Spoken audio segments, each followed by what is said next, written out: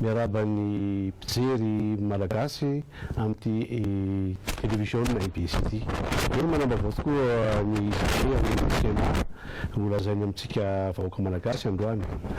Raha malala moa fa tandroany nisokatra ny session extraordinaire parlementaire afaka ny convocation nalefan'ny gouvernement dia tao amin'ny fotoana zany tandroany ny Sénat sokatra zany fotoana izany tanatin'izany mihitsy ny faraparany tao dia gaga izahay fa nisy manam-boninahitra maromaro tonga nanatona ny directeur de sécurité ny Sénat ary mitondra message avy any amin'ny semgam.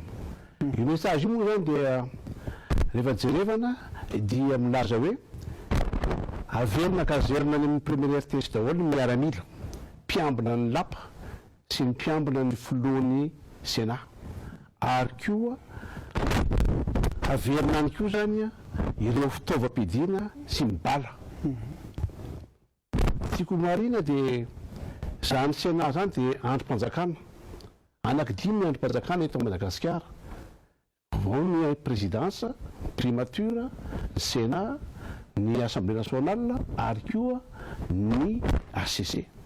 Manana arovana ireo androm-panjakana ireo tokony hisy mpiambina ary koa vao filohan'ny androm-panjakana ireo dia tokony arovana. Nefa dia gaga zay hoe inona ny antony angalana andreo Miaramila ireo ro tafika ireo ary koa inona angalana an'ireto fitaovam-pidiana reto averina ny kazerina sy ny bala zany. Tsy fantatro raha fantatra andeha mato filohan'ny republika ro zavatra reo andeha mato premier ministre ary zay mahatonga anay fampizara zany vaovao zany ho an'ny vahoaka malagasy satria aizany fanajana natao hoe republika. Republika antsika dia bicaméralisme, misy ny Sénat, misy ny Assemblée nationale. Ka zay mahatonga ny mantany tena dia mampita vaovao zay ampanajana any andeha mato filoha republika sy andeha mato premier ministre amin'izany vaovao nahazo any Sénat zany androany. Araka ny fomba fijerinao azy ve andeha mato Talen'ny kabinetra mety misy hoe ambadika politika sa hoe misy disadisa ve sa ara-dalàna ve zany fihetsika zany? Zay manontany tena na manamorado hoe inona ny antony. Zay mahatonga ny mametraka manazava hoe republika ity fanjakana tsika ajaina le republika fa tsy fantatra hoe na zay manontany tena zay mahatonga ny manao antso koa avao ampanajana any andeha mato filohan'ny republika hoe andeha mato filohan'ny republika fantatrao ve zao zavatra tsy fantatrao dia milaza an'izany zay ary koa any andeha mato premier ministre tompoko. Nisy fanambarana meloha ve zany tao alohan'ny taratasy ity sa tonga dia nentina avy hatrany ireo fitaovana raha ny fanambaranao tsy inona zany dia hoe ny désarmena tanteraka mihitsy zany lampananozy kely aloha?